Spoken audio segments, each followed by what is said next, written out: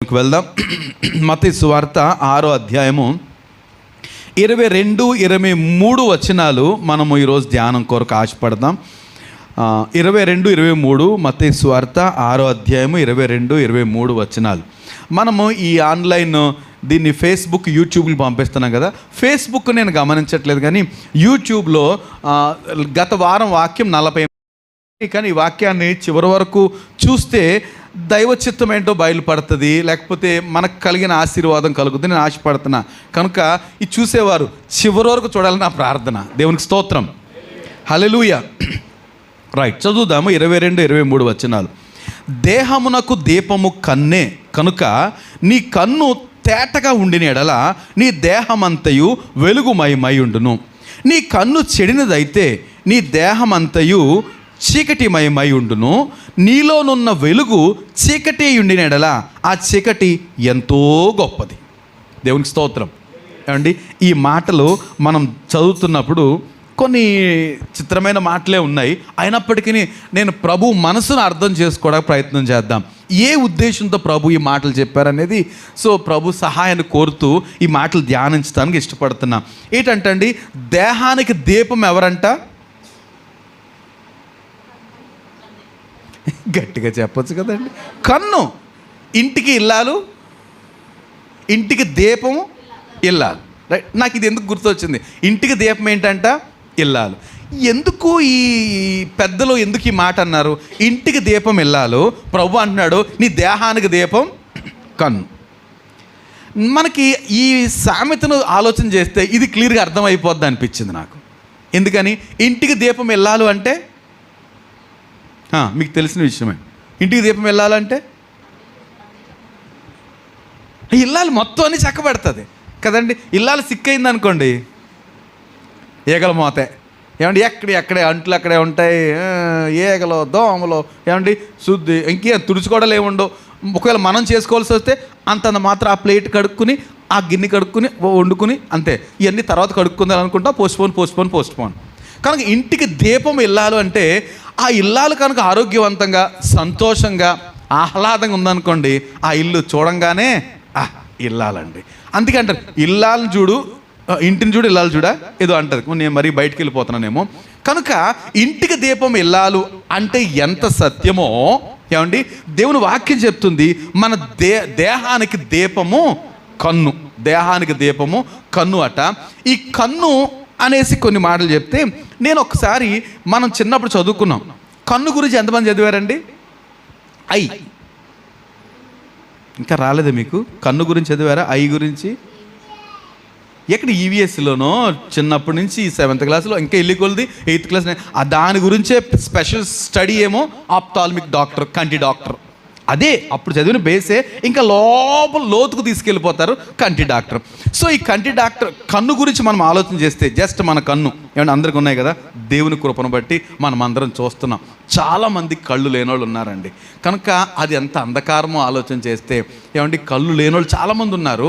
Right, మనకి ఉన్న ఈ కన్ను గమనిస్తే, ఈ కన్నులో కొన్ని 5 భాగాల గురించి ఒక్క మాటలో నేను చెప్పాలని అనుకుంటున్నా. ఎందుకంటే ఈ కన్ను పైన మనకు కనపడుతుంది కదండి. ఇలా చూస్తే నల్లగుడ్డు, తెల్లగుడ్డు ఇవన్నీ కనపడుతున్నాయి. ఈ అన్నిటికంటే ముఖ్యమైనది ఏంటంటే, అన్నీ ముఖ్యమే, కానీ ఈ పైన నల్లగుడ్డు పైన ఉన్న ఒక పొర, పల్చటి పొర ఉంది కదండి, దాన్ని ఏమంటారు? కార్నియా అంటారు. రెటినా ఎక్కడో లోపల ఉన్న పొర, అది లోపల ఉన్న పొర కార్నియా అంటారు. ఇది ట్రాన్స్పరెంట్ అంటే మన ఈ అద్దంలా ఉంటుంది అనమాట. ఎంత లావు ఉంటుంది కానీ పల్చగా ఉంటుంది రెటీనా, కార్నియా. ఈ కార్నియా ఎక్కడ తీసుకెళ్తుంది? ఈ కార్నియా తర్వాత ఒక దారి ఉంటుందండి, కన్నం ఉంటుంది. దాన్నే విద్యార్థి అంటారు. ఏమంటారు ఇంగ్లీష్లో? Pupil, PUPIL, pupils attendance register అంటారు కదా. పీపుల్స్ అటెండెన్స్, పిల్లల హాజరు పట్టి, దాన్ని కూడా ప్యూపుల్ అంటారు, PUPIL. దాన్ని ప్యూపుల్, విద్యార్థి అంటారు. అది కన్నం అనమాట. అది కన్నం. దాని వెనకాల ఏముంటుందంటే లెన్స్ ఉంటుంది. దాని వెనకాలే లెన్స్ ఉంటుంది. ఆ లెన్స్కి పూర్తిగా వెనకాల, కన్నుకు వెనకాల ఒక పల్చటి పొర ఉంటుంది. దాన్నే రెటీనా అంటారు. ఏమండి, దాని తర్వాత ఆప్టిమిక్ నెర్వ్ అని, కంటి నెర్వ్ అని, అది 5వ భాగం. రైట్, సో మనం చూస్తే వెలుగునే చూస్తాం మనం. ఇప్పుడు ఇదంతా క్షణాల పాటు జరిగిపోతుంది. ఇప్పుడు నేను వెలుగును చూస్తున్నాను, ఈ వెలుగులో ఏమేమి ఉన్నాయి అనేది కార్నియా చూసి ఈ పీపుల్కి చెప్తుంది. పీపుల్ ఏం చేద్దంటే వెలుగు ఎక్కువగా ఉంది, ఏంటంట వెలుగు ఎక్కువగా ఉంది కనుక కార్నియా ఏంటది పీపుల్ చిన్నదవుతుంది, వెలుగు తక్కువగా ఉంది పెద్దదవుతుంది. ఇక్కడ ఒక మాట చెప్పదలిచాను నేను, మన ఎన్నిసార్లు మన కళ్ళు ఎక్కువ తక్కువ ఏది పీపుల్ ఆ కన్నం చిన్నదవుతుంది పెద్దవుతుంది. ఎప్పుడు ఇలా చూస్తున్నప్పుడు అవ్వదు. ఇప్పుడు వెలుగులో ఉన్నాము కనుక మన అందరి పీపుల్ ఎలా ఉంటుందంటే చిన్నగానే ఉంటుంది, సామాన్యమైన సైజులో ఉంటుంది. అలా కాకుండా లైట్లన్నీ ఆపేసి ఇప్పుడు మిమ్మల్ని బైబిల్ చదవమని అనుకోండి, అప్పుడు ఇలా చూసారా కష్టపడి, అప్పుడు ఈ పీపుల్ ఏమవుతుందంటే పెద్దగా అవుతుంది. నాకు అది ప్రాబ్లం లేదు. మీలో చాలామంది మొబైల్స్ అన్నీ ఏం చేస్తారు తెలుసా, చీకటమయం చేసుకుంటారు. శ్రద్ధ ఛార్జింగ్ అయిపోద్దండి. నేను ఈ మాటలు ఛార్జింగ్ అంటున్నాను, ఛార్జింగ్ కాదు. ఎందుకంటే మీ వెర్షన్ నాకు నచ్చదు, ఛార్జింగ్ అయిపోతుంది. ఈ సాఫ్ట్వేర్లు అందరూ కూడా చిన్న గుడ్డుగా చేసుకుని అది చూస్తూ ఉంటారు. ఏమవుద్ది అప్పుడు, చీకటగా ఉన్న ఆ ఫోను లేకపోతే ల్యాప్టాప్ కళ్ళు అదేంటది ఏది పీపుల్ విద్యార్థి చాలా కష్టపడి పెద్ద చేయాలన్నమాట. పెద్ద చేసే తప్ప కనపడదు. నేను సైన్స్ చెప్తున్నాను, ఇంకా వాక్యంలోకి వెళ్ళా. ఏమంటే అది పెద్దదవుతుంది, పెద్దదయ్యి కాన్సన్ట్రేట్ చేయాలన్నమాట. మధ్యలో ఒకసారి వెలుగు వస్తుంది, అప్పుడు మళ్ళీ తగ్గాలి. అది ఇదంతా ఎక్సర్సైజ్ జరుగుతూ ఉంటుంది పీపుల్లో. దాని వెనకాల ఏముంటుందని చెప్పాను నేను, లెన్స్ ఉంటుంది. లెన్స్ అంటే ఈ వెలుగుని లెన్స్ దగ్గరికి పంపిస్తుంది ఎవరు, పీపుల్ విద్యార్థి. అప్పుడు లెన్స్ ఏం చేస్తుంది, దగ్గరగా ఉందా దూరంగా ఉందా. దగ్గరగా ఉంటే కొంచెం మందంగా ఉంటుంది, ఏది లెన్స్. దూరంగా ఉందనుకో మనం చూడాల్సింది పల్చబడుతుందట, ఈ లెన్స్ చేసే పని. అప్పుడు ఈ విషయాన్ని రెటీనాకి పంపిస్తుంది. వెనకాల ఉన్న లాస్ట్ పొర, సన్నటి పల్చటి పొర రెటీనాకి పంపిస్తే రెటీనా ఏం చేస్తుంది, మనకొచ్చిన ఆ వెలుగును, ఆ కాంతిని వెంటనే దాన్ని ఎలక్ట్రానిక్ సంకేతాలుగా మారుస్తుంది. ఎలక్ట్రానిక్ సంకేతాలుగా మార్చిన వెంటనే అప్పుడు ఆప్టిక్ నర్వ్ అంటే కంటి నరం అంటాం కదా, ఆ నరము బ్రెయిన్కి పంపిస్తుంది. ఏదో కాంతి వచ్చిందంటే దాని గురించి కొంచెం స్కాన్ చేయండి అంటే అప్పుడు బ్రెయిన్ దాన్ని స్కాన్ చేసి ఇది చర్చ్, దీని ముందు ప్రజలందరూ ఉన్నారు బాబు అని నాకు చెప్తుందట. ఎన్ని పనులు జరుగుతున్నాయండి మనం చూడటం అంటే, క్యాజువల్గా జరిగిపోతుంది. ఓయ్ పడిపోతావు, చాలా పనులు జరుగుతున్నాయండి. కార్నియా చూస్తుంది, పీపుల్కి పంపిస్తుంది, పీపుల్ ఎక్కడికి లెన్స్కి పంపిస్తుంది, లెన్స్ ఏమో కార్నియాకి రెటీనాకి పంపిస్తే రెటీనా వెళ్ళి ఆప్టిమిక్ నర్వ్ ద్వారా బ్రెయిన్కి పంపిస్తే బ్రెయిన్ మనకు చెప్తుంది ఇక్కడ ఇంతమంది కూర్చున్నారు అనేసి. ఇంత తంతు జరుగుతుంది. వాక్యం చెప్తుంది దేహమునకు దీపము కన్నే, దేహానికి దీపము కన్నే. సో ఈ కన్ను హెల్తీగా ఉంటే దేహమంతా, కన్ను తేటగా ఉందనుకోండి దేహం అంతా వెలుగుమయమే. కన్ను చీకటైతే దేహమంతా చీకటే, దేహమంతా. ఈ మాటలు కొంచెం వివరంగా ప్రభు లూకాసు వార్త 11వ అధ్యాయంలో ఇచ్చారు. ఒకసారి దాన్ని కూడా చదువుదామని ఆశపడుతున్నాను నేను. రైట్, లూకాసు వార్త 11వ అధ్యాయము 33 నుంచి కొన్ని వచనాలు నేను చదువుతున్నా, 36 వరకు. ఎవడునూ దీపం వెలిగించి, తీశారు అందరూ, తీకపోతే మానేసేయండి, నా వైపు చూడండి. ఎవడునూ దీపం వెలిగించి చోటునైనను కొంచెం క్రిందనైనను పెట్టడు కానీ. ఏమండి, దీపం వెలిగించామంటే ఎక్కడ పెడతాం కదండి, ఖచ్చితంగా అందరికీ. ఇంకా కొన్ని దీపాలు పెడతాం, మంచం కింద పెడతాం, మంచం ప్రక్కన పెడతాం. ఏంటవి, బెడ్ ల్యాంప్స్ అండి. ఆ బెడ్ ల్యాంప్స్ జస్ట్ అంటే కళ్ళకు తగలకుండా ఎంతో కొంత ఇంట్లో వెలుగు ఉండాలి రాత్రులు అనేసి. కానీ మెడికల్గా రాత్రులు దీపాలు ఉండకూడదట. కటిక చీకట్లో మంచి నిద్ర, బోల్డ్ రసాయన కార్యక్రమాలు జరుగుతాయట. అట్లా చేయటం వల్ల మంచిదట. కానీ పిల్లలు ఉన్నవాళ్ళు మళ్ళీ వాక్యం చెప్తుంది, ఏం చెప్తుంది, చీకట్లో దీపము, ఆమె దీపము ఆరిపోదు అనేసి. సరే, నేను ఒకసారి డాక్టర్ నాతో డైరెక్ట్గా చెప్పాడు, బీపీ ఎక్కువైందంటే మీరు రాత్రి నిద్ర పడుతుందా, సరిగ్గా పట్టట్లేదు సార్ అంటే, ఏ లైట్ లేకుండా పడుకోండి, చిమ్మ చీకట్లో పడుకోవాలట, చాలా మంచి పనులు జరుగుతాయని ఆయన చెప్పాడు కాబట్టి చెప్తున్నా. రైట్, వాక్యం అయితే మాత్రం రాత్రులు దీపం ఆరిపోకూడదట. రైట్, ఎక్కడో దిక్కున ఉండాలి ఇంట్లో, మన ఇంట్లోనే, మన బెడ్రూమ్లో కాకుండా కనీసం ఎక్కడి నుంచి ఆటోమేటిక్గా మనం ఎక్కడ పడుకున్నా వీధి దీపాలు వెలుగుతూనే ఉన్నాయి కదండి, వెలుగుతున్నాయి కదా, బోల్డ్ లైటింగ్ వస్తుంది మన ఇంట్లోకి, అవునా కదా. కటిక చీకటి ఎక్కడ ఉంది, లేదు, దేవుని స్తోత్రం. ఇంతకుముందు కటిక చీకట్లో కరెంట్ లేనప్పుడు ఇప్పుడు ఎక్కడో దిక్కున వెలుగుతుంది, ఆటోమేటిక్గా లైట్ ప్రవహించేస్తుంది. ఓకే, ఇక్కడ వాక్యం చెప్తుంది ఎవడు దీపం వెలిగించి, ఇక్కడ అలాగే ఉంది కదండి, ఎవడునూ దీపం వెలిగించి చోటునైనను కొంచెం క్రిందనైనా పెట్టడు, కానీ లోపలికి వచ్చు వారికి వెలుగు కనపడకు దీపస్తంభం మీదే పెడతాడు. ఇంట్లో దీపం ఎక్కడ పెడతారంట? ఎవరిని వస్తే లోపలికి గుద్దుకుని వచ్చి పడిపోకుండా దీపస్తంభం మీద పెడతారట. ఇంకా రాయబడింది అక్కడ, పెట్టును, నీ దేహమునకు దీపము నీ కన్నే. ఏమండి, దీపం అంటే అర్థమైంది కదా, వెలుగు ఇవ్వడానికి. సో నీ దేహానికి దీపము నీ కన్నే, కనుక నీ కన్ను తేటగానుంటే నీ దేహమంతయు వెలుగుమయమై ఉండును. ఇంకా అది చెడినదైతే నీ దేహమును చీకటిమయమై ఉండును. అంటే కన్ను చెడితే ఏమవుద్దంట? దేహమంతా చీకటి అయిపోద్ది. నేను అంటాను చీకటి అయిపోద్ది, లేదా చీకట్లో వెళ్ళిపోతుంది. కట్టిక చీకట్లోకి ఎవరో వెళ్ళేది? చీకట గల బెలంలోనికి పడేయండి రా వీడిని అన్నాడు ప్రభు ఒకసారి కదండి. అంటే కన్ను కనుక సరిగా లేకపోతే దేహాన్ని ఎక్కడ తీసుకెళ్ళిపోద్దంట? చీకటి గల బెలంలోనికి తీసుకెళ్ళిపోదాను. ఓకే, చూద్దాం. రైట్, చీకటి ఎండును కాబట్టి చూడండి, ఈ మాటలు కొంచెం డిఫరెంట్గా నేను చదువుతున్నాను. నీలో నుండి వెలుగు చీకటి ఉండకుండా చూచుకునుడి. కనుక ప్రభు అంటున్నాడు, నీ దేహంలో ఉన్న కన్ను ఉంది కదా, అది చీకటి కాకుండా చూసుకోండి, అది ఎప్పుడు వెలుగుమయమై తేటగా ఉండాలి అని అంటాడు. నీలో ఉన్న వెలుగు చీకటి కాకుండా చూసుకోండి అంటే మత్తయి సువార్తలో ఏముంది? నీలో ఉన్న వెలుగే చీకటి అయితే ఆ చీకటి ఎంతో గొప్పది అంటాడు.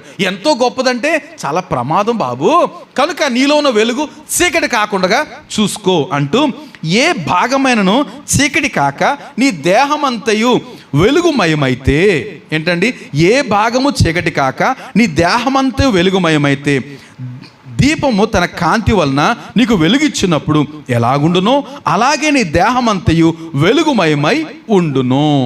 ఏంటండి, మన దేహం అంతా ఎలా ఉండాలట? వెలుగుమయమే ఉండాలి. ఎప్పుడు? మన కన్ను తేటగా ఉంటే. మన కన్ను తేటగా ఉంటే దేహం అంతా వెలుగుమయం. ఈరోజు నేను అనుకుంటాను, ఎందుకు ప్రభు ఈ మాటలు చెప్తున్నారు? ఏంటి దేహానికి కంటికి ఉన్న లింక్ ఏంటి అని అంటే చాలా పెద్ద సంబంధమే ఉందండి. నేను త్వరగా కొన్ని విషయాలు మీతో చెప్పడానికి ప్రయత్నం చేస్తాను. ఏమండి, తేటగా ఉండటానికి వెలుగుమయం కదా. యోబు గ్రంథం చాలా మనకు అలవాటైన మాటలే అయినప్పటికీ సందర్భంగా ఈ హెడ్డింగ్ని బేస్ చేసుకుని ధ్యానం చేయాలని ఆశపడుతున్నాను. యోబు గ్రంథం 31వ అధ్యాయము, ఎవరైనా తెలిసిన వాళ్ళు చదివేయండి, మిగతా వారు జస్ట్ నా వైపు చూడండి. 31వ అధ్యాయము 1-2 వచనాలు చూస్తే, నేను నా కన్నులతో నిబంధన చేసుకుంటుని, కన్యకను నేను ఎలాగు చూతును, అలాగు చేసిన ఎడల పరమనున్న దేవుని ఆజ్ఞ ఏమగును, ఉన్నత స్థలమునున్న సర్వశక్తిని స్వాస్యమేమగును. ఏంటంట, ఈయన కన్ను గురించి మాట్లాడుతున్నాడు. ఎవరు? యోబు గురించి అక్కడ మాటలు. యథార్థవంతుడు, మళ్ళీ మొదటి పేజీ తెరవాలా? యోబుకున్న క్యారెక్టర్ ఏంటండి? యథార్థవంతుడు, న్యాయవంతుడు, దేవుని యందు భయభక్తులు కలిగి చెడుతనం విసర్జించిన వాడు. సో మంచి లక్షణాలు కలిగిన యోబును మనం కింద కీర్తనలో సహోదరు జ్ఞాపకం చేశారు కదా. ఈ యోబు చెప్తున్నాడు, యథార్థవంతుడు, న్యాయవంతుడు, దేవుని యందు భయభక్తులు కలిగి చెడుతనం విసర్జించిన యోబు అంటున్నాడు, నేను నా కన్నులతోటి ఒక కమిట్మెంట్కి వచ్చాను, లేకపోతే ఒక కోవెనెంట్ నిబంధన చేసుకున్నాను. నా కన్నులతో నిబంధన చేసుకున్నాను. కన్యకని ఎలా చూస్తాను? ఒకవేళ చూస్తే ఏంటంట, పరమనున్న దేవుని ఆజ్ఞ ఏమవుతుంది అంటే, దేవుని ఆజ్ఞ ఏంటి? అనవసరమైనవి చూడకుండా డైవర్ట్ అయిపో, లేదని చూసి దాన్ని అంతేంటో తెలుద్దాం అనుకున్నానండి. ఏమవుతుందండి? చూసి అప్పుడు దాని అంతు తేలుద్దాం అనుకుంటే ఈ లోపు మన అంతు తేల్చేస్తుంది. ఎవరు తేల్చేస్తారు మన అంతు? కన్నుతో చూస్తే. ఏమంటే యోబు అంటున్నాడు, నేను చాలా అలా అంటలే, నేను నా కన్నులతోటే కండిషన్ పెట్టుకున్నాను, చాలా జాగ్రత్త, నువ్వు చూడకో, చూస్తే దేవుని ఆజ్ఞ ఏమైపోతుంది, ఇంకా పరమనున్న దేవుని సర్వశక్తిని స్వాస్యం ఏమైపోతుంది, ఆ స్వాస్యం మీకు ఇవ్వాలని ప్రభు కోరుతున్నాడు, నాకు ఇవ్వాలని కోరుతున్నాడు, కనుక నా కన్నులతో నిబంధన చేసుకున్నాను. ఇంకొక మాట, చక్కటి మాట, సామెతల గ్రంథం 4:21లో కూడా ఇలాంటి మాటే, నీ కన్నులు ఇటు అటు చూడక 4 అలా కాదు 21 నీ కన్నుల ఎదుటి నుండి వాటిని తొలగింపోనిమ్ము. నీ కన్నులు ఇటు అటు చూడక సరిగాను నీ కనురెప్పలు నీ ముందర సూటిగాను చూడవలను. ఏంటంట? నీ కన్నులు ఇటు అటు చూడక సరిగాను నీ కనురెప్పలు నీ ముందర సూటిగాను చూడాలట. అంటే అర్థం ఏంటండి? అంటే అర్థం ఏంటి? మన కన్నులు లుక్ స్ట్రైట్, చెత్త జోలికి వెళ్ళకూడదు. ఏమండి? ప్రక్కలో ఈ ప్రక్క ఎందుకు సామెతలు గ్రంథం జ్ఞాని అయిన సొలొమోను ద్వారా ప్రభు రాయించాడంటే, ఈ కన్ను చాలా ముఖ్యమైనది. ఈ కన్ను కనుక పర్ఫెక్ట్గా ఉందనుకో నీ దేహం అంతా ఆరోగ్యం ఉంటుంది బ్రదర్, సిస్టర్. ఒకవేళ నీ కన్నే కనుక డిస్టర్బ్ అయిందని చెడితే ఆటోమేటిక్గా దేహం అంతా ఏమైపోద్దంట? చెడిపోద్దట. సో ఈ దేహానికి వెలుగుమయమై అవ్వాలి అంటే డిపెండ్స్ ఆన్ ఐ. కంటి మీద మనం దృష్టి ఉంచాలట, చాలా జాగ్రత్తగా. ఈరోజు పెద్ద సమస్య కాదా కంటిని జాగ్రత్త పెట్టుకోవడం? ఏమండి? సమస్య కాదా? సమస్య. ఎందుకంటే మనం ఈరోజు, నేను ఇదంటాను ఇప్పుడే కాదండి, ఇంకా రాబో తరానికి ఈ బిడ్డలు ఎదిగేటప్పటికి మన చిన్నప్పుడున్న సమస్యలకి ఇప్పుడున్న సమస్యలకు ఎక్కువైనాయా తక్కువైనాయి అండి? బాగా ఎక్కువని కాదు, బాగా ఎక్కువైపోయినాయి. ఏమండి? ఎంత ప్రమాదమో. ఒక మనిషి ఎదిగి పరిపూర్ణుడుగా ఈ వయసు వచ్చేటప్పటికి అమ్మాయా అనే పరిస్థితికి అంత గందరగోళం అయిపోతుంది. ఎందుకని? టెక్నాలజీ పెరిగిపోయింది. ఏమండి? మనము అనుకోపోయినా చూడాలనుకోపోయినా మన కళ్ళ ముందుకు వచ్చి టిక్ అనే స్క్రీన్ వచ్చేస్తుంది. ఎంత డిస్టర్బ్ అయిపోతున్నామో. ఇలాంటి పరిస్థితుల్లో కూడా వాక్యం చెప్తుంది, బ్రదర్ నీ కన్ను మీద ఆధారపడింది నీ బ్రతుకంతా, నీ దేహం అంతా నీ కన్ను మీద ఆధారపడిందంటే ఎంత ఎలర్ట్ అవ్వాలి మనం? ఎంత ఎలర్ట్ అవ్వాలండి? కనుక ఖచ్చితంగా ఇక్కడ యోబు చెప్తున్న మాట, నేను నిబంధన చేసుకున్నా. ఎవరితోటి? నా కంటితో నిబంధన చేసుకున్నా. ఓకే, దేవునితో నిబంధన చేసుకున్నాం, కానీ ఇక్కడ అన్నాడు నేను కన్నులతో నిబంధన చేసుకున్నాను. ఎలా చూస్తాను? ఇలా చేస్తే దేవుని ఆజ్ఞ ఏమైపోద్ది, నా స్వాస్థ్యం ఏమైపోతుంది అంటే సొలొమోను ద్వారా చెప్పబడుతున్న మాట, నీ కన్నులు ఇటు అటు చూడక సరిగాను, ఇంకా నీ కనురెప్పలు ఇంకోటి ఏముందంట, నీ కనురెప్పలు నీ ముందర సూటిగాను చూడవలను అంటూ చాలా మాటలు ప్రతి భాగాన్ని గురించి చెప్పబడింది. కనుక ఇక్కడ మనం గమనించాల్సిన విషయము, చాలా కన్నుల నుంచి తొలగించాలి. ఏమైనప్పటికీ మన కన్ను సరిగా ఉంటే దేహం అంతా వెలుగుమయమై ఉంటుందట. ఇంకొక మాట, మనము ఈ సందర్భాన్ని బేస్ చేసుకుని, ఇట్లాంటి క్యారెక్టర్ని బేస్ చేసుకుని మన సహోదరుడు ఒక ఆయన ఇబ్బంది పడ్డాడు. ఎవరైనా? దావీదు ఇంకా సంసోన్ వారి ఇరువురు ఏం చేశారండి? ఏమంటే చూసి కష్టాలు తెచ్చిపెట్టుకున్నారు. ఇప్పుడు దావీదు గురించి ఆలోచించామనుకోండి, ఈ రెండు మనం తరచూ జ్ఞాపకం చేసుకుంటాం. నేను వాక్యమేం చూపించట్లేదు కానీ కదండి. సంసోను దేవునికి యాజకుడుగా లేదా నాజీరు చేయబడ్డవాడుగా పుట్టక ముందు నుంచే దేవుడు అభిషేకించాడు. నీ కొడుకు నాజీరు చేయబడ్డాడు, తల మీద మంగళకత్తి వేయకూడదు, ఇశ్రాయేల్ని ఆ ఫిలిస్తీన్ల బారిని తప్పిస్తాడు, ఎంతో భారంతో దేవుడు సంసోన్ ఇస్తే తను ఎదిగినప్పటి నుంచి ఏం చేయడం మొదలుపెట్టాడు? తన ఫస్ట్ చర్య ఏముంటుంది చెప్పండి? అలాంటి నాజీరు చేయబడిన వ్యక్తి పుట్టంగానే కొంచెం వయసు వచ్చాడు, ఏం చేయాలి? అమ్మా నేనేం చేయాలమ్మా, ఎందుకు నమ్మ నాకు క్రాఫ్ వేయట్లేదమ్మా, నేను ఎవరినమ్మా అడగాలి కదండి. మొదలు చేసిన పని ఏంటి చెప్పండి? నాకు తెలిసినంత వరకు నేను ఒక అమ్మాయిని చూశాను, పదండి అంటాడు. తిమ్నాథులో ఒక అమ్మాయిని చూశాను, మీరు వస్తారా సస్తారా అన్నాడు. ఒరే అది మనకు తగదురా, ఫిలిస్తీ దేశం, వస్తారా లేదా? ఏంటిది అసలు? ఎవరైనా నాజీరు చేయబడ్డాడు, చూశాడట. ఆ తర్వాత మళ్ళీ వేశ్యం చూశాడు, తర్వాత దలీలా దగ్గరికి వెళ్ళాడు. ఈ పరిస్థితులని తన చేసిన పనులు, వీటి కొరకు ఎదురైన శత్రువులను చంపడం. దేవుడు అనుకున్నాడు వీడు ఇంకా తిరుగుబోతూ అని నేను ఈ మాట అంటున్నందుకు. సో తనకు బలహీనతలో నా పని చేసుకోవాలనేసి దేవుడు పని చేసుకున్నాడు. దేవుని పని ఏంటి? ఫిలిస్తీన్ని అణచాలి. సంసోను న్యాయాధిపతిగా ఉన్నప్పుడు ఫిలిస్తీన్లు అనబడాలి. కనుక తినకున్న బలహీనత చొప్పున తినెళ్తే దేవుడేమో మరి నేనేం చేయాలి, తప్పదు, నాజీరు చేయబడ్డది అనేసి అతని ద్వారా ఫిలిస్తీన్లకి నాశనము, ఇశ్రాయేలుకి విడుదల. ఏమండి? వారు ఫిలిస్తీన్లు సంసోను పట్టుకున్న వెంటనే చేసిన పని ఏంటి చెప్పండి? ఏమండి? దేవర్ ప్లక్డ్ హిజ్ ఐస్. ఏం చేశారట? కళ్ళు పీకేశారు. ముందు దొరకంగానే కళ్ళు పీకేశారట. నాకు అనిపించింది, ఏం చేశాడు? కళ్ళులతో పాపం చేశాడు కనుక శత్రువు దొరకగానే ఏం చేశారంట? కళ్ళు పీకేశారు. ఏమండి, యుద్ధం జరుగుతుంది. ఇశ్రాయేల్ పక్షంగా యోవాబు యుద్ధ భూమిలో ఉన్నాడు. ఈయన సాయంకాలం పడుకుని నిద్ర లేచాడు, మిద్ది మీద తిరుగుతున్నాడు. ఏమండి, మిద్ది మీద తిరిగేవాడు ఏం ఆలోచించాలి? అక్కడ యుద్ధం జరుగుతుంది, నా పక్షంగా యోవాబు ఉన్నాడు యుద్ధంలో, నేను వెళ్ళలేకపోయాను.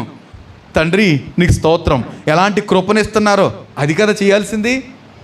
ఏమండి, చూడకూడని దృశ్యం కళ్ళు గాంచినాను, బుద్ధి గడ్డి తిన్నది, ఎంతో నష్టము. ఏమండి, 4 కుమారులు చచ్చిపోయారు. తను చేసిన కంటితో చేసిన తప్పు వల్ల తన సొంత కుమారులు ఎంత నష్టపడ్డాడో, ఎంత కుమిలిపోయాడో. ఏమంటే దావీదు. సో ఈ విషయాన్ని మనం జ్ఞాపకం చేసుకోవాలి. యవన బిడ్డలో మనం అందరము కూడా కంటి విషయంలో బహు జాగ్రత్త లేకపోతే తద్వారా ఎవరికి వచ్చేసిన సమస్య? శరీరానికి చీకట్లోకి వెళ్ళిపోయే పరిస్థితి ఏర్పడుతుంది. కనుక మనం ఈ ఫస్ట్ టాపిక్ ఏంటంటే మన కంటిని తిన్నగా సూటిగా చూడటానికి ప్రయత్నం చేయాలి, కానీ అటు ఇటు చూసి లేనిపోని సమస్యలు తెచ్చుకొని ఏమండి శరీరాన్ని బలహీనతలోకి నెట్టుకోవద్దు అనేది. ఇంకా నేను అంటాను, అటు ఇటు చూడటం అంటే మనకు పెద్ద ఈజీ అండి. నవేడేస్ ఈజీ ఏంటంటే మొబైల్. ఇది ఎంత ప్రమాదం అయిపోతుందో కదండి. మంచిగానే ఇప్పుడు నిజంగా ఇప్పుడు ఏం జరుగుతుంది, మనము ఎవరికి స్టీఫెన్కి ఫోన్ చేయాలని ఫోన్ తీశాను, స్టీఫెన్తో మాటలు ఫోన్ తీశాను. ఈలోపు తెరవంగానే ఏదో మెసేజ్, అంతే. అక్కడి నుంచి ఇంతగా తర్వాత అడుగుతారు, స్టీఫెన్ ఫోన్ చేశారు, అసలు తీసిందే దానికి. ఎంతమంది ఎన్నిసార్లు జరగట్లేదు అలాగా? ఏమండి, అయిన పని మర్చిపోయాం, ఇంకంతే. ఇంకేదో ఎవడో సుబ్బడో ఎంకడో ఏదో పెడతాడు, ఫినిష్ అయిపోయింది. అసలు విషయం మిస్ అయిపోతున్నాం. అక్కడ అలాంటి విషయాల్లో ఇంకా చాలాసార్లు చాలా ఇబ్బంది కలుగుతుంది. గమనిద్దాం చాలా జాగ్రత్తగా. నేటి దినాల్లో మనము మన కంటిని ఈ విషయాల్లో జాగ్రత్త పెట్టుకోకపోతే మన శరీరాన్ని ఎక్కడ తీసుకెళ్ళిపోద్దంట? పాతాళానికి, చీకట్లోనికి, కటిక చీకట్లోనికి తీసుకెళ్ళిపోయే అవకాశాలు లేకపోలేదు. దేవునికి స్తోత్రం, హల్లెలూయా. సో ఎప్పుడైతే మనం కంటి విషయంలో క్యారెక్టర్ సరిగా లేదో హోల్ బాడీ విల్ ట్రబుల్ కదండి. మొత్తం బాడీ అంతా కూడా ట్రబుల్ అయ్యే పరిస్థితులు లేకపోలేదు. రైట్. నేను మరొక అంశాన్ని, నేను ఇవన్నీ మీకు తెలిసిన విషయాలే కానీ త్వరగా నా ప్రయత్నం. ఏమండి, సామెతల గ్రంథం మరొక మాట ఉంది కదా, 23వ అధ్యాయము, సామెతల గ్రంథం 23వ అధ్యాయంలో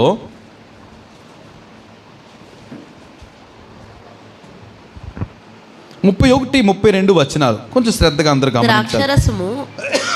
ద్రాక్షారసము మిక్కిలి ఎర్రబడగను, గిన్నెలో తలతల్లాడుచుండగను, త్రాగుటకు రుచిగా నుండగను, దాని వైపు చూడకు. ఏం చేయాలంట?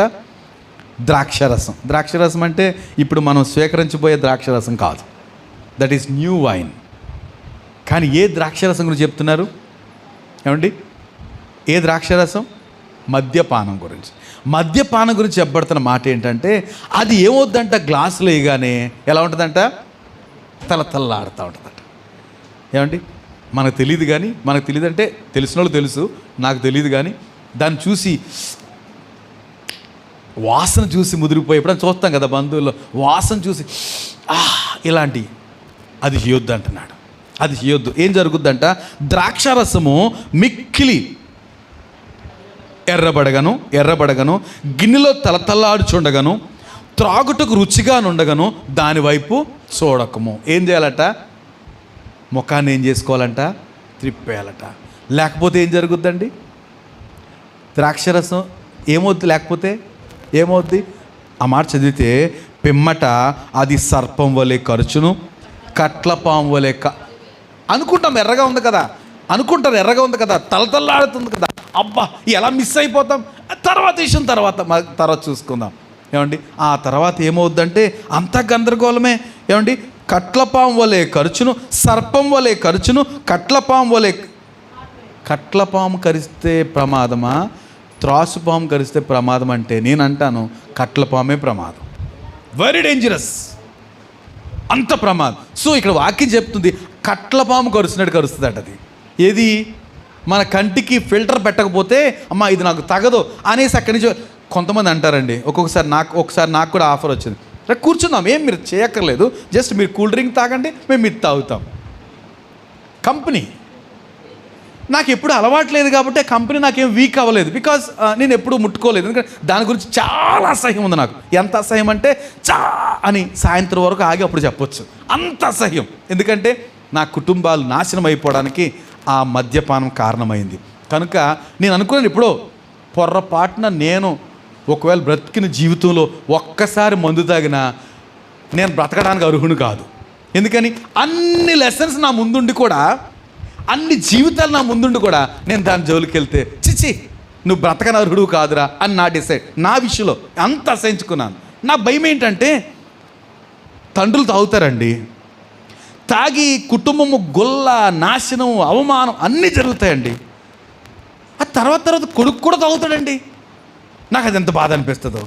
అరే నా కుటుంబం ఇంత నాశనం అయిపోవడానికి, ఇంత లాస్ అయిపోవడానికి, మా ఫాదర్ ఇంత అవమానించబడటానికి కారణమైన ఆ తలతల్లాడేది మళ్ళీ కొడుకు సేవిస్తున్నాడంటే ఆ కొడుకుని ఏం చేయాలి చెప్పండి? జ్ఞానం ఉందంటారా కొడుక్కి? మా పిల్లలతో కూడా మాట్లాడాను నేను. కొంతమందితో నాకు తెలుసు సార్, మా ఇంట్లో సార్, మా ఫాదర్ సార్, ఊరే ఆ లోతుకి వెళ్ళకండి అనేసి వాళ్ళకి చెప్పాల్సిన మాటలు కొన్ని చెప్పాను నేను. మా సందర్భాన్ని పడింది లెసన్ విషయంలో. ఏంటంట ఇప్పుడు తండ్రి తాగుతున్నాడండి, కొడుకు కూడా తాగితే ఏమన్నా అసలు ఆ నష్టమేదో చూస్తున్నారు కదా పిల్లలు. ఏమండి మనలో మనమాట. ఇప్పుడు తండ్రి తాగుతాడండి, ఓ పెద్ద ఆఫీసరే, చాలా మంచోడే, ఎవరైనా తండ్రే. అంతవరకు ఉన్న తండ్రి బిహేవియరు తాగిన తర్వాత తండ్రి బిహేవియర్ ఎలా ఉంటుందండి? ఎలా ఉంటుంది? తేడా ఉంటుంది. నా మట్టుకు నేను మా ఫాదర్ అంటే ఇప్పటికీ భయమే నాకు. కానీ మందు తాగితే మాత్రం అస్సలు లెక్క చేసేవాడు కాదు. ఎందుకని? వాళ్ళు ఏం చేస్తారు? తడబడుతుంది. చెప్పాల్సింది ఒకటి, చెప్పేది ఒకటి, చేయాల్సింది ఒకటి, చేసేది ఒకటి. ఆ మాటకి స్థిరత్వం ఉండదు. ఇవివో మాట్లాడతారు. ఆటోమేటిక్గా వాళ్ళ గౌరవం ఏమైంది? నేనే కాదు, తండ్రిగా నేను కుమారునిగా నేను గౌరవించిన పక్కన పెట్టండి, పక్క వాళ్ళు ఏం చేస్తారు? ఏమండి ఎంత చులకన చేస్తారు? అరే ఈ విషయాన్ని ఎప్పుడు గమనించాలి? తలతల్లాడుతుండగా, గిన్నెలో తలతల్లాడుతుండగా, ఎర్రగా ఉండగా, అమ్మో ఇది నేను తాగానంటే నా గౌరవం పోతుంది, నేను అవమానించబడుతున్నాను, కట్టలు మర్చిపోతున్నాను, నా ఇష్టానుసారంగా ప్రవర్తిస్తున్నాను. అంతవరకు రెస్పెక్ట్ ఇచ్చే ఎవరు పెద్దవాళ్ళు వస్తే ఏనాయనువా అంటే ఇదేంటి ఇంత గౌరవంగా మాట్లాడతారు కదా, ఏమైపోయిందంటే ఏమైంది? నాలుగు తడిచింది, ప్రవర్తన అంతా తారుమారైపోయింది. వాక్యం చెప్తుంది, ప్రసంగి ద్వారా మనతో చెప్తున్నాడు దేవుడు ఏంటంట, ఈ సామెతల ద్వారా, బాబు గిన్నెలో ద్రాక్షారసం ఎర్రగా ఉండగా, గిన్నెలో తలతల్లాడుచుండగా దాని వైపు చూడకో, నీ కళ్ళు తిప్పుకోకపోతే నీ శరీరానికి ఏమవుద్ది? అవమానం అవుద్ది, కుటుంబానికి నష్టం అవుతుంది. నిజంగానండి, నేను ఒక రకంగా చెప్పాలంటే మీ మధ్యన ఉండడానికి నేను ఒక రకంగా మా ఫాదర్ ఎయిర్ ఫోర్స్, ఒక మంచి ఆఫీసర్ ఆ టైంలోనే. అలాంటిది ఆయన కనుక ఈ వ్యసనం లేకపోతే నేను ఒక గొప్ప ఆఫీసర్ని. ఖచ్చితంగా మా ఫ్యామిలీ అంత ఉన్నతంగా ఉండాలి. కానీ బికాస్ ఆఫ్ దట్ ఏంటది? మద్యపానం. దాంతో ఆటోమేటిక్గా కొన్ని వచ్చేస్తాయి కదండి. ఏమండి అవి నాశనం చేసేసినాయి, ఒక దీన స్థితికి తీసుకొచ్చేసింది. మా ఊరిలో ఎవ్వరికి ఒక మొదటి సైకిల్ లేదు, ఒక రేడియో లేదు, ఒక ఎయిర్ గన్ లేదు. మాకే ఉండేది, మా ఫాదర్ అక్కడ తెచ్చి. ఆ తర్వాత ఊర్లో అందరికంటే దీన స్థితిలో మేమే వెళ్ళిపోయాం. దేవునికి స్తోత్రం. అందరికి మంచి ఇల్లు, మాకు మాత్రం పూరి గుడిసు. యోగ్యులమే. ఎందుకని? గొప్ప అవకాశం ఇచ్చాడు. కానీ ఆ మద్యపానం ఏం చేసిందంట? Utter flop చేసేసిందండి. సో వాక్యం చెప్తున్న అనేక అనుభవాలు మన కళ్ళ ముందు కనపడుతున్నాయండి. అయినప్పటికీ ఏదో చిన్న కారణాలు, ఏదో కారణం మానసికంగా కొంచెం ఇబ్బంది పడ్డానండి, మనసు బాగోలేదండి. మనసు బాగోకపోతే ఎన్నో మార్గాలు ఉన్నాయి. పాన్జోన్ ట్యాబ్లెట్ ఉంది, పారాసిటమాల్ ట్యాబ్లెట్ ఉంది, ఏమండి భార్య ఉంది, లేకపోతే పిల్లలు ఉన్నారు సంతోషించడానికి, అనేక రకాల మార్గాలు. అబ్బే అక్కడికి వెళ్ళిపోతే రావడం ఎంత నష్టపోతున్నాం, ఎంత అవమానించబడుతున్నాం. వాక్యం చెప్తుంది మన కంటి విషయంలో దాని జోలికి వెళ్ళకూడదు. రైట్? అంటే ఇప్పుడున్న అందరికీ ఈ స్త్రీల గురించి కూడా మాట్లాడుతున్నాను. ఏమో భవిష్యత్తులో మీరు ఎవరు అలా నాకులాగా మంచి నిర్ణయం తీసుకోవాలి. దేవునికి స్తోత్రం కలుగును గాక. రైట్? హోల్ బాడీ ఏం చేస్తుందంట, మనం ఎప్పుడైతే కంటికి క్రమం లేకుండా పోయామో బాడీ రెస్పెక్ట్ కోల్పోతుందండి, మర్యాదను కోల్పోతుంది, చులకన అయిపోతున్నాం. ఏమండి అందుకే ద్రాక్షరసము అధికారులకు తగదు నాయనా అంటది. ఎవరంటుంది? అంటున్న వాళ్ళు ఎవరు? ప్రసంగి తల్లి అంటుంది, నాన్న రాజులకు తగదు, ద్రాక్షరసం రాజులకు తగదు. వాళ్ళు తీసుకుంటే ఏం చేస్తారు? కట్టలు మర్చిపోతారట, ప్రజలకు న్యాయం చేయరు, చాలా జాగ్రత్త నాయన అనేసి ప్రసంగి తల్లి ఎవరవడి? బత్షెబ చెప్తుంది ఆ మాటలు ప్రసంగి గ్రంథంలో ఒక అధ్యాయం, చివరి అధ్యాయాలు అనుకుంటా. కనుక ఎట్టి పరిస్థితుల్లో మనము కానీ మన కుటుంబాల్లో కానీ దీన్ని ఎంటర్టైన్ చేయకండి. నాకు తెలిసిన కొన్ని కుటుంబాలు తెలుసు. ఏమండి, ఆయన ఏది గ్లాస్ అంటే అక్క అంటే భార్య, ఆయన భార్య మనకు అక్క తీసుకొచ్చి గ్లాస్ పెడుతుంది, ఐసులు తెస్తుంది, వాటర్ తెస్తుంది. నేను అంటాను ఆయనకంటే ఎక్కువ తాగినట్లు లెక్క ఈ అక్క. ఎందుకని? అది కుటుంబం నాశనం అవడానికి కారణమైన పరిస్థితిని ఎంకరేజ్ చేస్తుంటే ఈక్వల్ టు డ్రంకర్. ఏమై రైట్ అండి? అంతే కదా. ఎలా ఉండాలి కుటుంబం అంటే? ఒకవేళ అలాంటి పరిస్థితుల్లో భర్తో లేకపోతే అన్నయ్యో ఎవరో చేస్తున్నారు అలాగా, అబ్బే మనశ్శాంతి ఉండకూడదు మనకి. నేను అదే అంటాను, రగిలిపోవాలి. నేనైతే అలా రగిలిపోయేవాడిని. మా ఫాదర్ ఆ పని చేసి అస్సలు నెమ్మది ఉండేది కాదు, ఏమీ లెక్క చేసేవాడిని కాదు. నాకు ఆయన తండ్రి అనే భయమే తప్ప కానీ అస్సలు లెక్క ఉండేది కాదు. చాలా ఇంకంతే చాలా అసహ్యం చేసుకున్నాను ఆ కానీ ఇప్పుడు కూడా ఎవరైనా తాగి ఊగుతుంటే ఎంత జాలేసుకొస్తుందో, ఎలాగైనా బాగు చేసేది అనేసి బాధపడతాను నేను. మన కుటుంబాలు నాశనం అయిపోకుండా వాక్యం చెప్తుంది, నీ కన్ను ఎలా ఉండాలట? తేటగా ఉండాలి. దానికి బలహీనపడ్డామా కుటుంబాలు నాశనం అయిపోతాయి. రైట్, ఇంకొక మాట చూద్దాం. యెహోషువ గ్రంథం, ఇది మనకు తెలిసిన 7వ అధ్యాయం 21వ వచనం. ఇక్కడ ఏంటంటే, ఓకే చూద్దాం. యెహోషువ దీని బ్యాక్గ్రౌండ్ చెప్పనక్కర్లేదు కానీ ఎరుకోను కూల్చేశాడు. దేవుడు గొప్ప విజయం ఇచ్చాడు. ఎరుకో శత్రు దుర్భేద్యమైన ఆ పట్టణం, దాన్ని సులువుగా వీళ్ళు వెళ్ళలేదు, చుట్టూరు తిరిగారు, పడిపోయింది, వాళ్ళందరినీ నాశనం చేశాడు. ఆ తర్వాత చిన్న హాయి అనే పట్టణం అండి, చిన్న పట్టణం, 3,000 మందిని పంపించాడు. వీళ్ళు అన్నారు, ఏంటి సార్ యెహోషువ గారు, ఎందుకు అందరం మేము వెళ్తాంలే అని 3,000 సైన్యం వెళ్ళారు. అందులో 20 మంది సుమారు ఎంతో చచ్చిపోయారు, ఓడిపోయారు యుద్ధంలో. యెహోషువకి దగ్గరికి వచ్చారు, మేము ఓడిపోయాం సార్, తరిమి కొట్టారు మమ్మల్ని. అంటే ఏంటది? ఎరుకో నాశనం చేసి పెద్ద పట్టణాన్ని నాశనం చేసాము, ఆ హాయి పట్టణం మీద ఓడిపోయారా? ఒక్కసారి బట్టలు చింపుకుని గొల్లు అన్నాడు దేవుని దగ్గర. దేవుడు అంటాడు, ఆలోచించు, మీలో పాపం ఉంది, చెక్ చేసుకో. అంటే ఏమండి, నిద్రపోతున్న వారందరూ సంతోషంగా కేకలేయండి ఒకసారి. కేకలేదు, మెలుగుంటే కదా కేకలేయడానికి.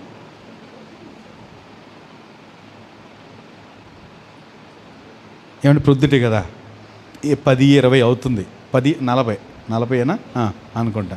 ఇంకొక 5 నిమిషాలు 10 నిమిషాలు. నేను 45 నిమిషాలు వాక్యం ముగించాలనుకుంటున్నాను కానీ రైట్. ప్రభు అంటాడు యెహోషువతోటి, పాపం ఉంది. ఇంతగా ఏంటి పాపం అంట? నాలాంటి అంటే యవనస్తుడు అంటే బాగుండదులే, ఈ యవనస్తుల్లో ఒకడు, యవనస్తులు లాంటి యవనస్తుడు. నేను యవనస్తుని అనేద్దాం అనుకున్నాను, కొంతమంది పరుస్తారు కదా. రైట్, అలాగే ఎప్పుడు అలాగే అనుకోవాలండి మనం. రైట్, ఒక యవనస్తుడు ఏం చేశాడంట, ఆ ఎరుకో యుద్ధం చేసేటప్పుడు, ఎరుకో నాశనం చేసేటప్పుడు ఏం చేశాడంట? చదువుతారు అది 7:21. దోపుడు సొమ్ములో ఒక మంచి షినారు వస్త్రాన్ని 200 తులముల వెండిని 50 తులముల ఎత్తుగల ఒక బంగారు కమ్మిని నేను చూచి ఏం చేశాడండి? చూచాడు. అతని పేరు ఆకాను, ఆ యవనస్తుడి పేరు ఆకాను. చూచి ఆశించి తీసుకున్నాడట. ఎక్కడ ఆపేయాలి అసలు? లెక్క ప్రకారం చూసేటప్పుడు ఆజ్ఞ గుర్తు రావాలి. ఏంటి ఆజ్ఞ? యెహోషువ చెప్తున్నాడు, ఎరుకోలో దేన్ని ముట్టుకోకూడదు, సర్వనాశనం చేసేసేయాలి అని దేవుడు చెప్తే, ఓన్లీ ఆ రాహాబను వేశ్య తన ఫ్యామిలీని తప్ప మరి ఏది బ్రతకనివ్వకూడదు, అది ఆజ్ఞ. యోబు అంటాడు కదా, నేను కనులతో నిబంధన చేసుకుంటుని కన్యకని అలాగ చూస్తును, అలా చూస్తే దేవుని ఆజ్ఞ ఏమైపోద్ది? ఇప్పుడు ఆజ్ఞ ఉంది మనకి. ఆజ్ఞ ఏంటంట? దాన్ని చూడకూడదు, కాల్చేయాల్సిందే, తగలబెట్టేయాల్సిందే. చూచాను, చూడంగానే ఏం గుర్తు రావాలి మనకి? ఆజ్ఞ గుర్తు రావాలి. చూడకూడదు దీన్ని, అది ఆజ్ఞ. అసలు పట్టించుకోవద్దు, కాల్ చేసేయాలి, అది ఆజ్ఞ. చూద్దాం అని చూశాడు. ఆ పక్కన ఇంకోటి ఉంది, అమ్మ చూశాడు, ఇంకోటి ఉంది. 3 రకాలు: వెండి, బంగారము, ఇంకోటి ఏంటమ్మా? వస్త్రం. వెండి, బంగారము, వస్త్రం. ఒకసారి అందరూ చెప్పండి. వెండి, బంగారం, వస్త్రం. వీటిని చూసి తీసేసుకున్నాడు. వెళ్ళి డేరాలు దాచిపెట్టేసి మళ్ళీ అందరితో వచ్చేసాడు. జయం అనుకుంటూ అరుచుకుంటూ వచ్చాడు. ఆ తర్వాత పనికి పంపించారు, వేరే పనికి. అక్కడ ఏమైంది? ఓటమి జరిగింది. యెహోషువ అంటాడు, సహోదరుడా ఎందుకు ఇలా చేశావు? ఏం జరిగింది తెలుసా అండి? చూచి ఆశించి తీసుకోవడం వల్ల ఎంత బాధాకరం అంటే, ఈ ఒక్కరు చేసిన పనికి చాలామంది చచ్చిపోయారు. తర్వాత విషయము, వీని కుటుంబం అంతా కూడా, కుటుంబం, వారి పిల్లలు, పశువులు అందరినీ లోయలో గెంటేశారు. లోయలో గెంటేసి ఇశ్రాయేలు అందరూ అన్ని రాళ్ళు వేసేసారు. ఇప్పటికే ఉంది దాని పేరేం పేరండి? ఆకోరు లోయ. ఏమండి? ఆకోరు లోయ. ఇప్పటికీ ఆ లోయ సాక్షిగానే ఉంది. సాక్షి కుప్ప ఉంది అక్కడ, రాళ్ళు కుప్ప. ఆ కుప్ప కింద ఎవరున్నారు ఇప్పుడు? ఆకాను కుటుంబం ఉందండి. ఆకాను కుటుంబం రాయి కింద ఉండిపోయింది. కారణం అతను చేసిన తప్పు ఏంటంట? మాట చెప్పండి. దేహమునకు దీపము కన్నే అంటే ఆ కన్నుతో చేసిన తప్పుకి ఫ్యామిలీ అంతా అండర్ స్టోనింగ్, రాళ్ళు కిందకి వెళ్ళిపోయారు. Is it not serious? ఏమండి? కంటి విషయంలో జాగ్రత్త పడొద్దా మనం? కంటితో చేసిన పొరపాట్ల వల్ల ఎంతో నష్టం జరుగుతున్నప్పుడు మనం ఎలా సైలెంట్గా ఉంటాం? పర్వాలేదులేండి, పర్లేదు చూడటమే. ఇప్పుడు ఎవరిని అడిగామనుకోండి, ఏం చదువుతున్నాం వెంటనే సీరియస్. కారణం ఏంటంటారు? బహుశా అనుకుంటాను, యాపిల్ ఫోన్ ఎవరి దగ్గర ఉందా? దేవుని స్తోత్రం లేదు. ఒక ఆయన మొన్న పాస్టర్ గారు చెప్తున్నారు, సాతాను మొదటి యాపిల్ ఎవరు తిన్నారు? ఆదాం. అవ్వ తిన్నది. అవ్వ తిని తాతయ్య డాడీ ఎవరైనా ముసలాయన ఆదాం, అవ్వ తిని ఆదాము పట్టుకెళ్ళింది.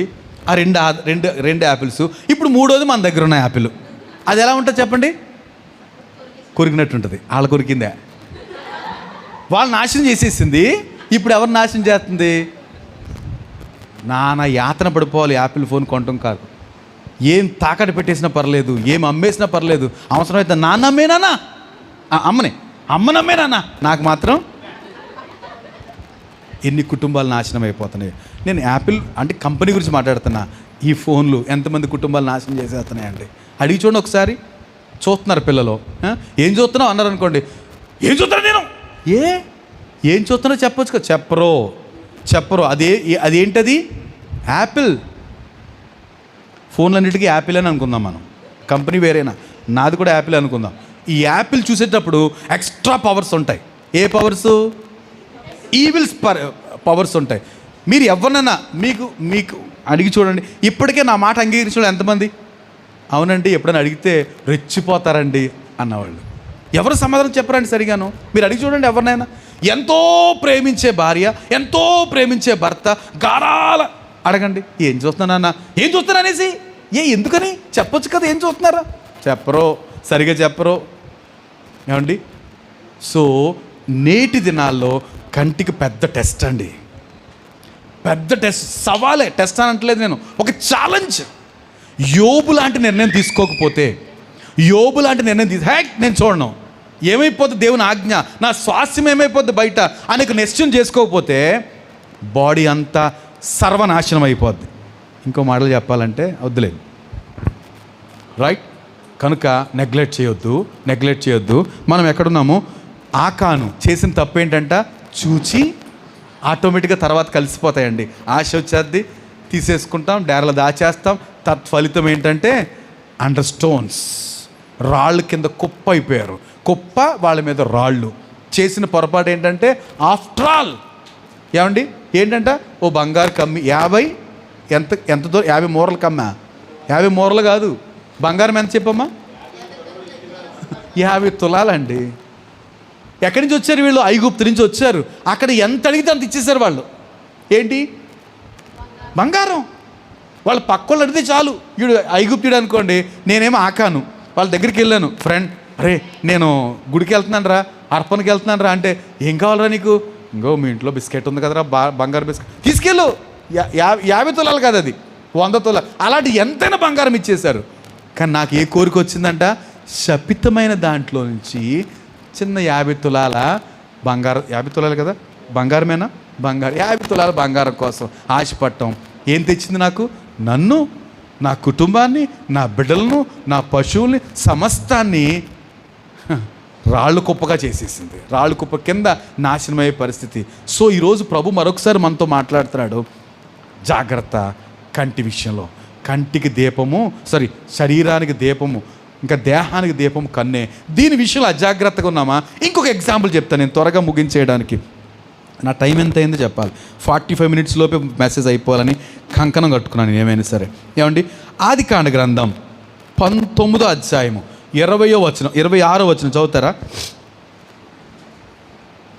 త్వరగా? లోతు భార్య అతని వెనక నుండి తిరిగి, ఎంత టైం అయింది మెసేజ్ తీసుకుని చెప్పండి. తిరిగి చూచి ఏంటంట? లోతు భార్య అనండి ఒకసారి అందరూ. లోతు భార్య అనండి అప్పారావు గారు.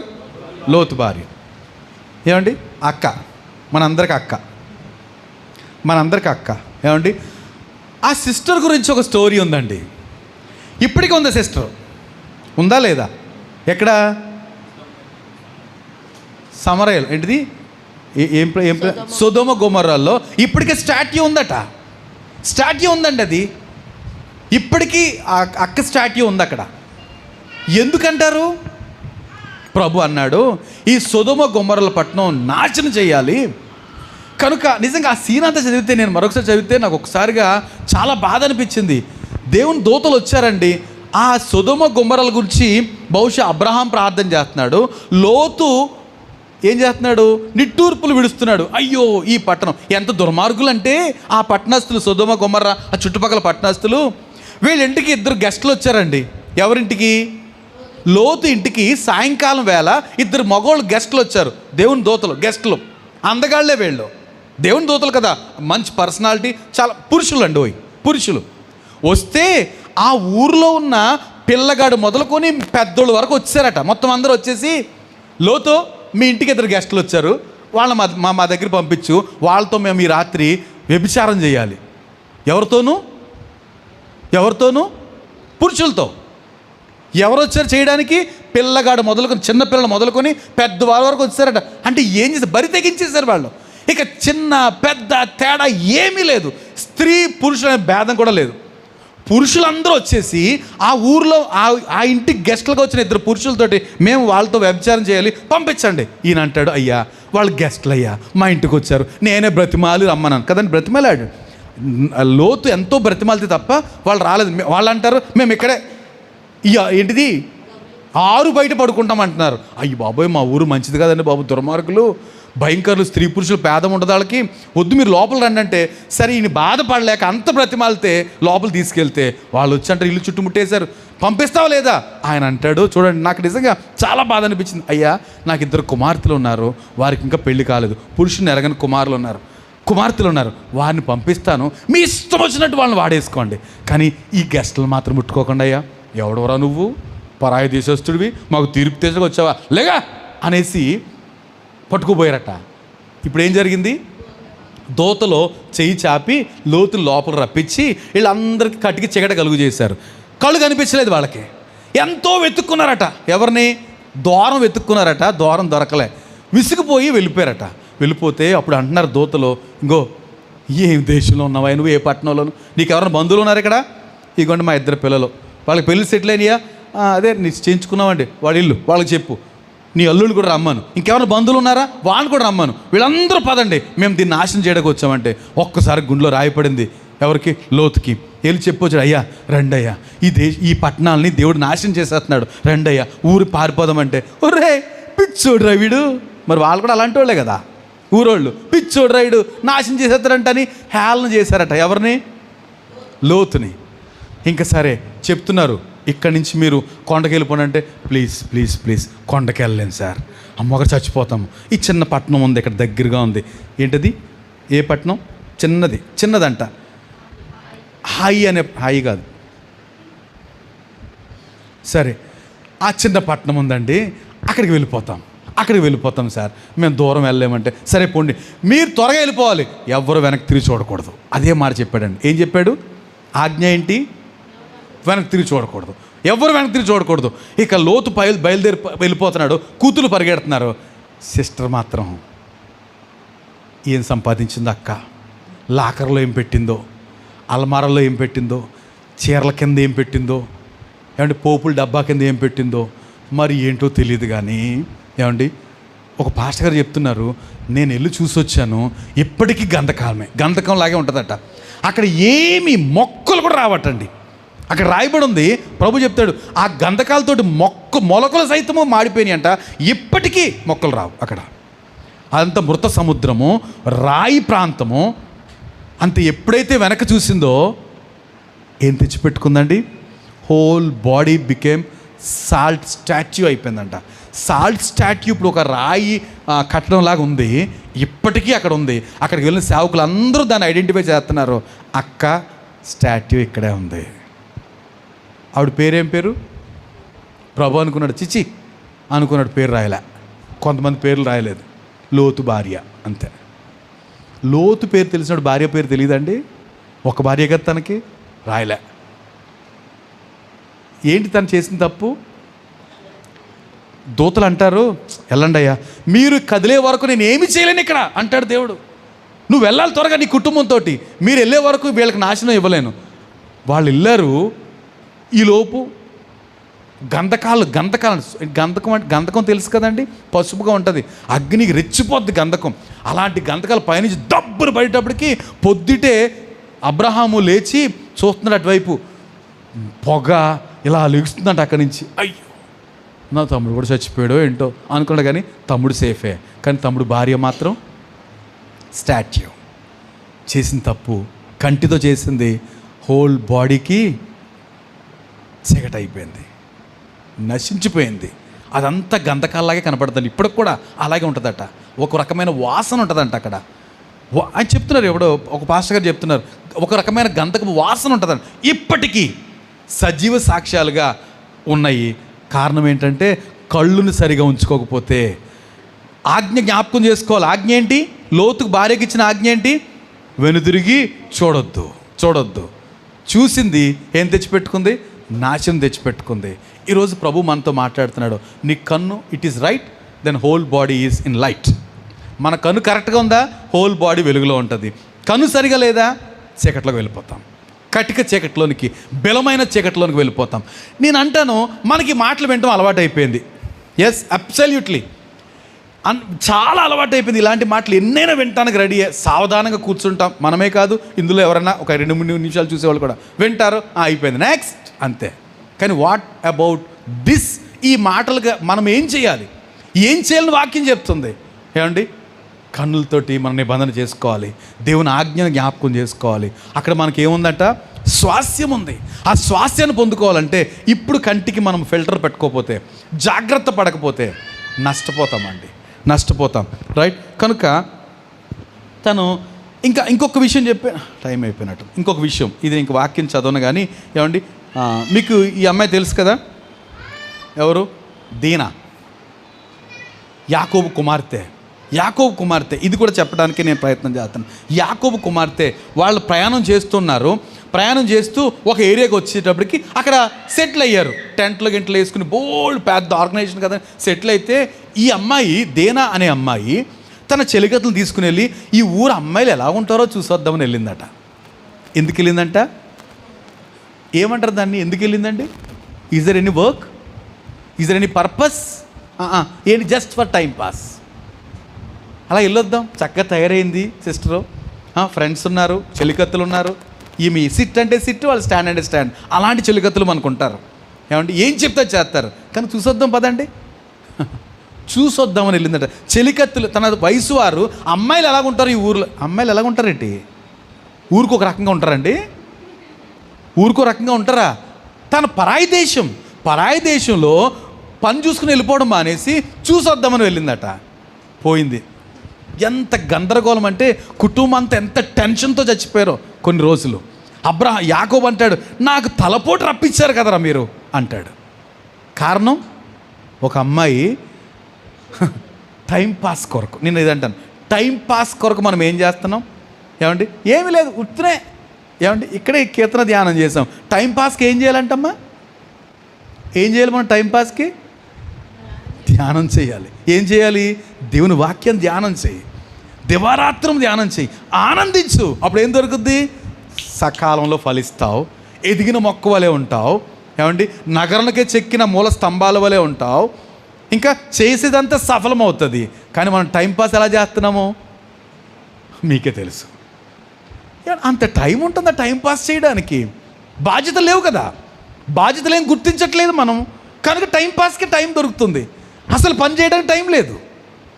ఏమండి ఉద్యోగాలు రావాల్సిన పిల్లలు, చదువుకుంటున్న పిల్లలు టైంపాస్ ఎలా ఉండాలి చెప్పండి? అయితే చదువు, లేకపోతే ఉద్యోగ ప్రయత్నం, దాని కొరకు ఏదో నాలెడ్జ్, ఒక జీకే చదవటమో లేకపోతే ఇతర దేశం తెలుసు, అదేమీ లేదు కదండి. ఏమొస్తుంది? దీనాకు వచ్చిన స్థితి వస్తుంది. ఏమొచ్చిందంట? కుటుంబం అంతా టెన్షన్తో చచ్చిపోయారండి. ఎంత వధ జరిగిందో. చేసిన తప్పు తినం, అన్నలు రెచ్చిపోయి పక్షంగా వాళ్ళందరూ నరికి పాడేశారు. ఇక అంత క్రమంగా ఏమో అంత పోయింది అంతే. యాకోబుకి వేదన కలిగించారు. సో టైంపాస్ మనకు లేదండి. అంత టైంపాస్ ఎవరైనా అన్నారనుకో, ఫర్ ఎగ్జాంపుల్ నేను అంటాను, ఎవరైనా టైంపాస్ చేసే వాళ్ళతో ఒక మాట అడగండి, ఈ పని చేసావా, ఈ పని చేసావా, 10 పనులు చెప్పొచ్చు. తల్లిదండ్రులుగా నేను కానీ, ఒక అన్నదమ్ములుగా, అక్క చెల్లుగా, ఇంటి పక్కోళ్ళుగా, ఇంత టైంపాస్ చేస్తున్నా ఈ పనులు అయినాయి అంటే మరే అవ్వలేదు, గుర్తే రాదు. ఎందుకని ఇందులో మునిగిపోతే ఏం గుర్తుంటుంది? ఏం గుర్తు రాదండి. బాధ్యతలన్నీ మర్చిపోతున్నాం మనం. కనుక ఫిల్టర్ పెడదాం, కంటి విషయంలో జాగ్రత్త పడదాం.